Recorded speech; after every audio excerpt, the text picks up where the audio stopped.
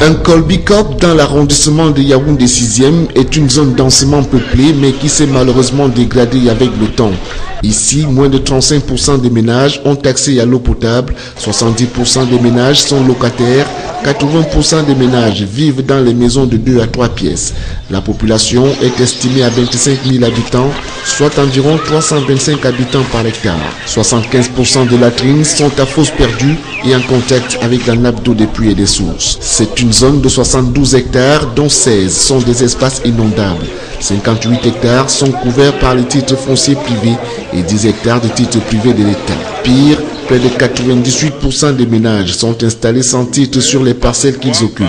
À travers le programme participatif d'amélioration des bidonvilles, il est donc question de créer des espaces vitaux attrayants, attractifs et inclusifs.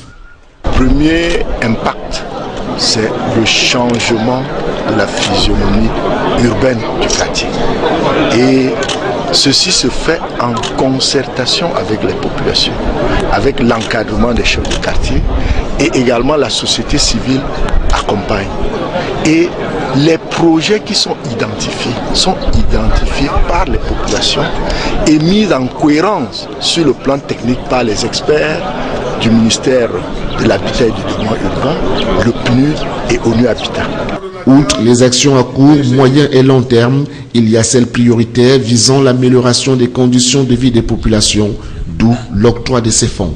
Pour le moins, le programme participatif d'amélioration des bidonvilles, dont le budget d'investissement global pour 2015 s'évalue à près de 390 millions de francs CFA, est mené en même temps que d'autres initiatives du ministère de l'Habitat et du Développement urbain, notamment le projet de développement des secteurs urbains et de l'approvisionnement en eau potable.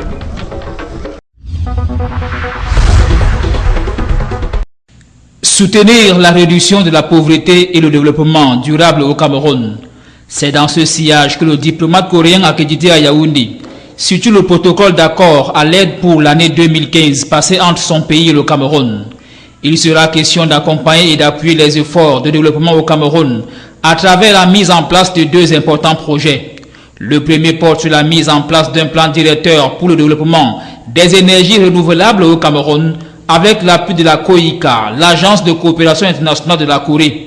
L'objectif d'ici 2016 est d'améliorer l'approvisionnement en énergie au Cameroun, de réduire le déficit énergétique, d'augmenter les sources d'énergie et de développer de nouvelles sources d'énergie au Cameroun. Le second projet est relatif à l'établissement d'un autre plan directeur consacré au renforcement des capacités du e-government au Cameroun. De façon opérationnelle, il sera question d'ici 2017 de sécuriser les communications électroniques de l'administration camerounaise à travers le développement du système e-government, d'améliorer l'efficacité de l'administration publique du Cameroun en renforçant la capacité des fonctionnaires à travers l'éducation sur le e-government et de renouveler les services publics pour les citoyens.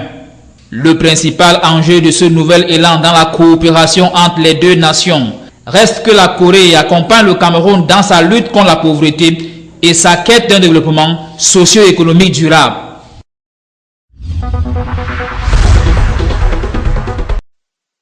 Les jeunes appelés et volontaires de la QV 2015 du service civique national de participation au développement du Nord ont accueilli le ministre de la Jeunesse et de l'Éducation civique, Pierre Ismaël Biloumpat, et sa suite constituée du gouverneur de la région du Nord, Jean Abaté Di, le MINCOM, Issa Tirouma Bakari, le DG de l'Agence du service civique national et de participation au développement, avec une joie toute particulière. Pour la cérémonie officielle de lancement de cette formation, la région du Nord a été choisie pour servir d'échantillon de référence afin de réaffirmer l'importance et l'urgence de promouvoir les activités du service civique très déterminées pour l'émergence du Cameroun à l'horizon 2035. Tour à tour, le délégué du gouvernement Aladi Bouba, le chef d'antenne régionale de l'agence du service civique pour le Nord, le DG du service civique, le MINCOM et enfin le MINJEC vont épiloguer sur l'importance de cette formation qui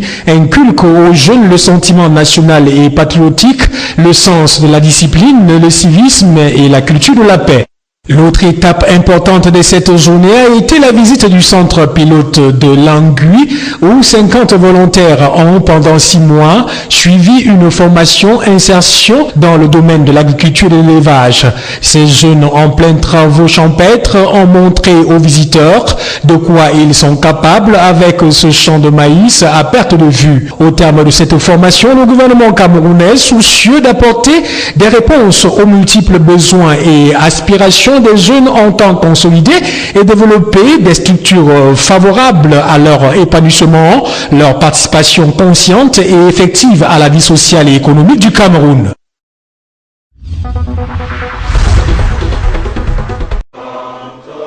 Le syndicat des distributeurs doit faire entendre sa voix à la plus haute autorité douanière.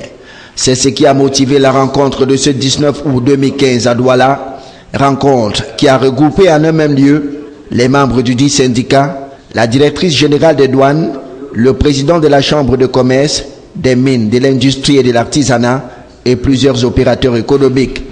Un seul point était à l'ordre du jour de cette rencontre, la note 209, signée en novembre 2012 et qui fixe la mercuriale des prix des produits des classes 72 et 73. Le syndicat des distributeurs des matériaux de construction se désole de constater que depuis 3 ans, cette mercuriale continue à être appliquée au niveau de la douane camerounaise, quoique le prix de certains matériaux ait considérablement chuté sur le marché. La tôle de fer, par exemple, qui était jadis vendue à $1000, revient de nos jours à $500. En prenant la parole au nom du syndicat, le secrétaire général Lema de Gaston a rappelé à la directrice générale de douane l'impact négatif que cette mercuriale impose à leur activité et a émis le vœu que celle-ci soit révisée ou totalement bannie. Ceci afin que le secteur des matériaux de construction qui tend à mourir par asphyxie reprenne un souffle nouveau. À toutes ces revendications, la directrice générale des douanes s'est montrée réceptive. En retour, Minette Libom Liliken a exhorté les exploitants de ces secteurs à être plus disciplinés et à dénoncer les fraudeurs qui font perdre de l'argent à la douane camerounaise. Pour elle, la loi 209 dont il est question vise tout simplement à réglementer les activités dans ce secteur que toute autre chose. Au terme des échanges houleux entre les deux parties, les membres du CIMAC se sont dit satisfaits de ce premier dialogue, mais souhaitent apporter davantage des éléments qui justifient leurs principales revendications. La douane camerounaise, par l'entremise de sa directrice, s'est dite ouverte à toutes sortes de revendications, mais surtout de propositions. Ceci afin que le climat des affaires soit en nette amélioration au Cameroun.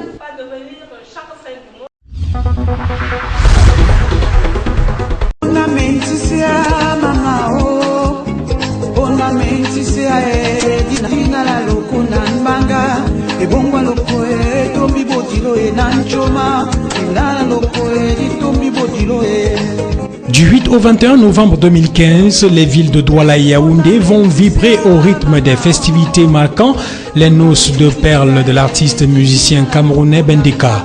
Il était donc question au cours du point de presse donné ce 19 août à Douala par le comité d'organisation de présenter le projet de cet événement socio-culturel et traditionnel. Bendeka, qui a entamé ses noces de perles par une tournée festive en Europe l'année dernière, revient au pays natal dès le 8 novembre prochain avec un programme bien chargé. Pour ce qui est de Douala, l'artiste recevra des décorations honorifiques et autres reconnaissances traditionnelles. Un concert assorti d'une remise de dons aux détenus sera ensuite donné à la prison centrale de Douala. L'on annonce dans la foulée la tenue d'un grand spectacle qui mettra fin aux festivités organisées dans la capitale économique. Le cap sera alors mis sur Yaoundé le 15 novembre pour la suite. Bendeka, faut-il le rappeler, c'est 30 ans de carrière musicale avec à la clé 24 albums à succès.